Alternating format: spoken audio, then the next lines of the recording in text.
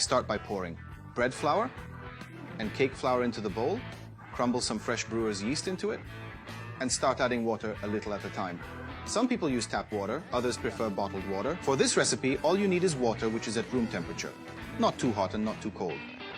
I'm kneading it by hand, but if you have a dough hook at home, feel free to use that instead.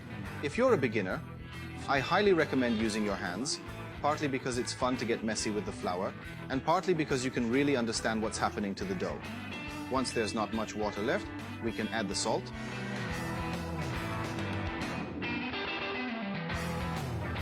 I transfer the dough to the worktop and continue kneading. Little by little, the dough will stop sticking to your hands and start becoming more and more smooth. The dough is no longer sticking, but when I pull it, it still tears, so the gluten mesh hasn't formed yet.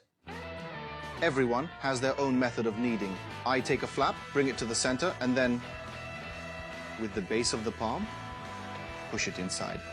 The dough is almost ready. Right now it's a bit stressed, so I let it rest under the bowl for 5 to 10 minutes. Now the dough has rested, we just make a couple of folds. Bring it into the middle. Bring it into the middle, and then I pull it towards me, like this, creating tension in the dough. A quick rounding of the dough, cover with cling film, and let it rise for 6 hours. Then the first rising always depends on the temperature. For example, in winter, I keep it in the oven while it's switched off, but in summer, I leave it out. The important thing is that it's well covered and kept clear of drafts. 6 hours have gone by, and our dough has doubled in size, just like we want. Now, with this risen dough, we have two different options. One is to bake it directly in the classic baking tray, or you can divide it into 3 parts to get the classic round pizzas. For the first option, I transfer it directly into a 30 by 40 centimeter rectangular tray, which has been lightly oiled on the bottom.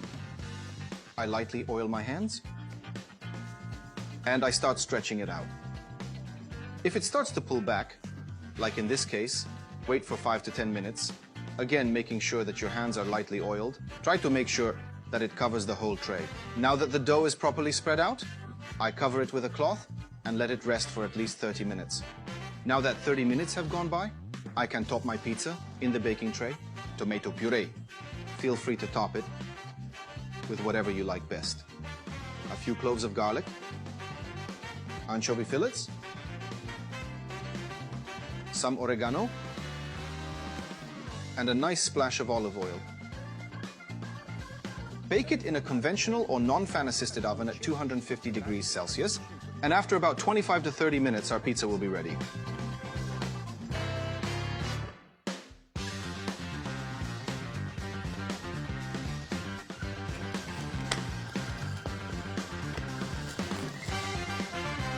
Second option, divide the dough into 3 equal parts. I take each piece of dough and I fold it until I get a ball.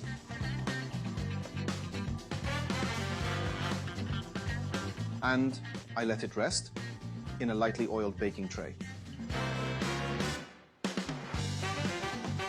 A sprinkling of flour, and I gently rest the cling film on top of the balls without crushing them too much. This will prevent it from getting crusty. We're going to let our 3 dough balls rest well covered for at least 30 minutes. Now the dough balls are ready, and we can spread them out. Take the first one. I take some semolina to help me out and start to create the shape of the pizza. I get rid of the excess semolina, start from the middle, and what I'm doing here is trying to get a nice crust. I take the peel, spread the dough out on top of it, make it nice and neat, a splash of oil. Now we let the pizza base cook for 6 minutes, then top it and put it back in for another 6 minutes. And now I'm going to top it.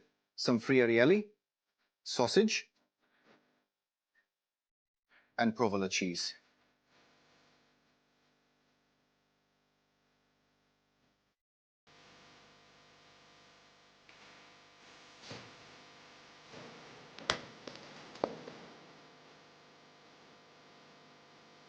And now let's taste it. Enjoy your pizza.